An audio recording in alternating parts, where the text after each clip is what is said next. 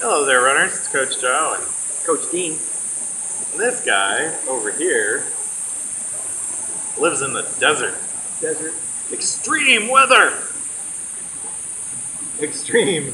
We had 117 degrees one day this summer already. You know, I got into town yesterday. This is, what month are we in? It's August. August. It's August. It's August 1st today.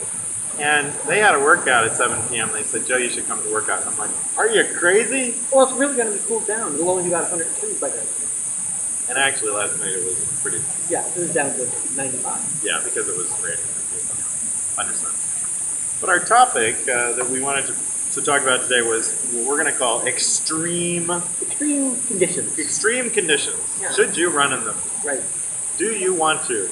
Yeah. Are you crazy? But aren't there times that you want to do it just to say you did? Well, and I think that's the great place. Is all these races that are staged in these super extreme conditions. Sure. You think of Badwater, the ultra marathon that's in Death Valley in the middle of the summer, 135 degrees, going over a couple of horrendous mountain passes, ending the last 8 miles.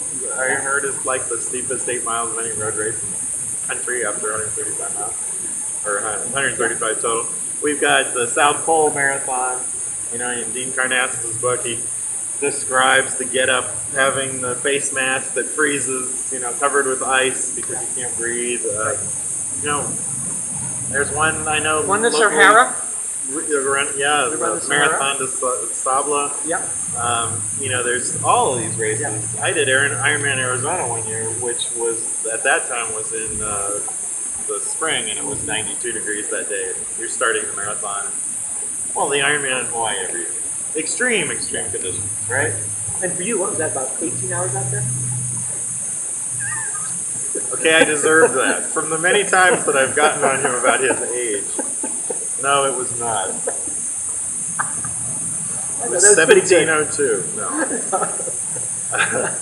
Thank you. I've lost my train of thought now. That was a lot of hours to be out there in the heat, 92 degrees. My point was going to be that it was starting the marathon at about noon, right. Not 6 p.m. It was very damn hot. Yeah. There's another race that I remember someone, you know, that I've heard of that are these, you know, races that are through the desert. Mm-hmm. Well, like the Mojave Death Race. Sure. Which is, you know, Death Valley, Mojave Desert. Anyway. But you mentioned a lot about races, yes. But what about even just running conditions every day? And that's everyday runner has to face. That's what I was going to get to. Across this country. Like, how do you train for that? How do you prepare for these? You're going to have to be in some extreme conditions to prepare for them. And again, so 2 questions. Why would we want to do this to ourselves? And then if you're going to, you know, how do you mitigate the risk? So let's start with the why. Why do we do this? You know, I have to admit, the hottest weather I've ever run in, I ran one day, did a 4-mile run in 118 degrees. Yeah. Why did I do it? Literally, I knew it was hot, and I thought, wow, look at the temp. I've never run this hot. I was in very good shape at the time and heat acclimated, but I'd never run that hot, and I wanted to experience it. I didn't go run a marathon, but I ran 4 miles around my usual route and got it done, just to say I did it. I ran one time when there was a tornado warning back east. This when I was 18 and stupid. And I thought, wow, I want to go out and get my run in, and I want to see how windy it is. Was it windy? I never said I was smart. Was it windy? It was windy. I bet it was there windy. Were trees going all over the place, branches blowing down around. I got the run down. I actually did it with a friend. We both went out and did our run. But again, these were because I just wanted to say I did it. So sometimes it is. I think there's a factor that's, especially with these races. I mean, you know, you've run 100 marathons. Let's make it more difficult by making the conditions more difficult, right? You know, whether it's really tough terrain or really bad weather, or you know, you're doing it at night. You know, there is a challenge element in that, right? Absolutely. I think about my cousins who live in central Canada, and they train in the winter when it's 40 below zero, right? Mm-hmm. You know, this is not a challenge then.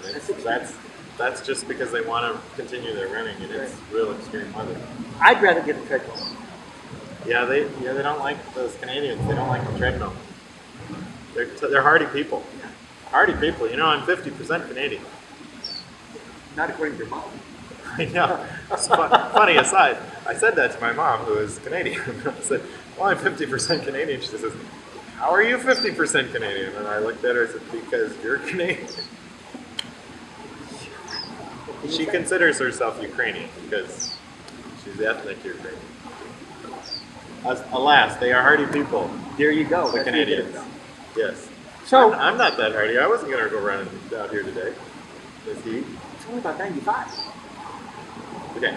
Anyway, should we be doing this? Um, Physically. Is it good for you? Bad for you? Can it kill you? Yes. The Yes. answer is yes. All these extremes are you can't take lightly.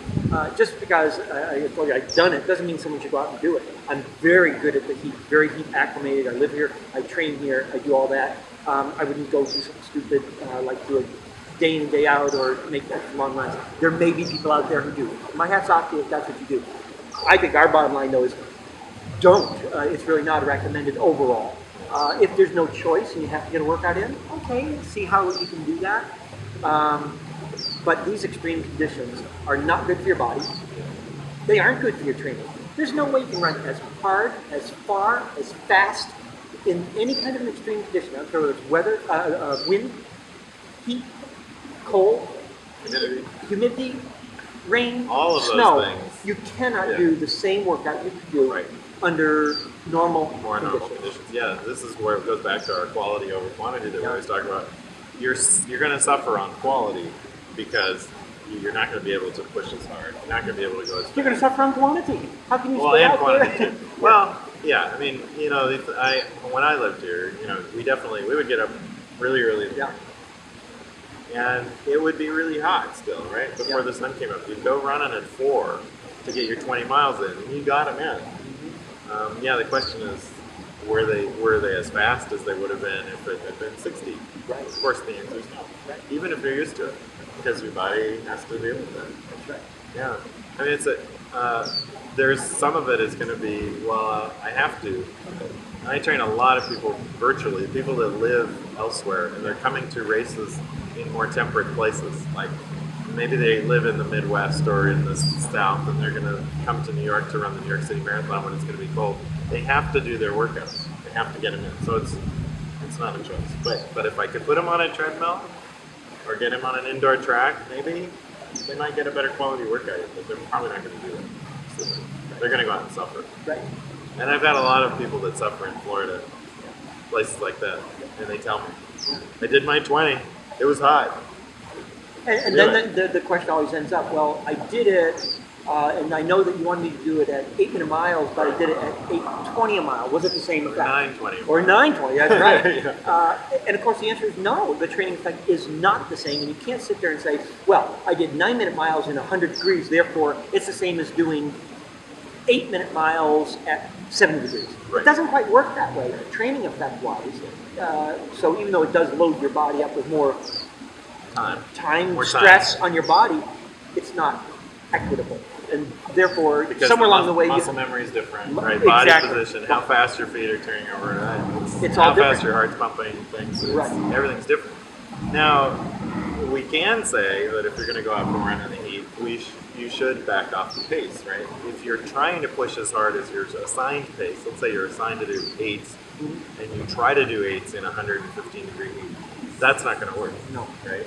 No. You're going to kill yourself. you will. And so the compromise And is, I'm not kidding. You might actually you may kill literally, yourself. yeah, even if you're in shape, you could. Yeah, at 150 degrees. Yeah. But And you can be well hydrated, you simply just overheat. Yeah. And those are two different issues Right. there, but that can definitely happen. So then the compromise is, or how do you make some of these adjustments in these very extreme conditions is, for instance, goal pacing. We know that to be a marathoner, which typically we have a lot of them that we coach, you've got to get goal pace miles in. Well, you may not be able to do a 15-miler anymore at goal pace, but you may be able to do 7.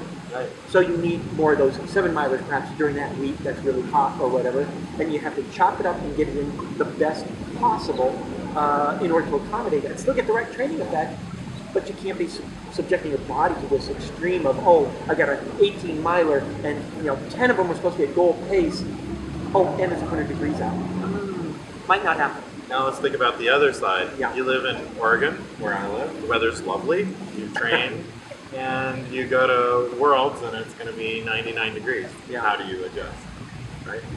There's no real adjustment as far as you haven't trained in the heat. Right. You have to admit right up front, you will not perform as well in the heat as someone who's heat trained. Everybody will slow down, they'll slow down less. Yeah. Always remember Right. that. But then it's a matter of knowing yourself and, okay, how much do I have to back off on my pace to make sure I finish this, knowing I'm going to heat up a little bit harder than perhaps a little bit more than somebody else. Yeah. And you did a great job of that at the Worlds. You backed off enough, yet it kept you fresh enough knowing what condition you're in that you still have a sensational race. Well, thank you. Let's think about training for extreme conditions though. If you want to see a really great movie on this topic, get the documentary Running on the Sun. Well, beautiful. Which Vivid. is a little bit cheesy in parts, but it's like the music and stuff. But it's really incredible to watch how people get ready for bad water. You see people working out in saunas. A guy that attached the dryer hose to his coat, I think, or no, he had the dryer hose just on, running to heat up the room, the treadmill. People running in jackets, like down jackets in Florida. Not really wise. No, we want to definitely be clear. That's this is not a manner of training. Yeah, that's really not going to do much for you, except to raise your body temperature, which is going to be really hard on your body. I think my advice would be to, you want to be in the heat, you want to acclimatize to the heat, but their quality workouts really need to be done in good conditions and be better quality. Run harder in good conditions, and then find other ways to acclimatize to the heat. If you need to sit in the sauna for 4 hours a day, do. But and more than that, that'll get you ready mentally for the heat. Yeah, and everything. for I the think heat. there's a mental component of just enduring that kind of heat. But really, the only way you acclimate to working out in the heat is working out in the heat. Yep. And there's no real substitute. And that's why someone from up in Oregon is really at a disadvantage if you're racing only down in the heat. Yep. Whereas I can walk out the door and every day I am preparing specifically for that race, for those conditions, because that's what I live in. And a lot of people training for the Ironman Kona, they come here to Arizona if you're in the summer to train because it's hot there. It's really hot in Kona. So maybe we'll just do one last safety word. We don't want anything construed as that you shouldn't take hydration not totally seriously in heat in particular, but also in cold weather. Yes. Be very smart about dressing with enough layers. Protect yourself. Don't run in tornadoes or hurricanes. Unwise to do that. Be careful. But if you're gonna attempt a extreme race, get a coach that has some experience dealing with that, because this is an area where you could really, you could hurt yourself. It's something that's worth a challenge, like Joe said up front. It's a kind of a challenge. You want to challenge yourself, do new things. That's good. But if you're going to do that, be prepared. Don't just go in thinking, oh, this will be an interesting challenge. Yeah. All right. Be safe out there, folks. That's it for today, and thanks for watching, and we'll be back soon.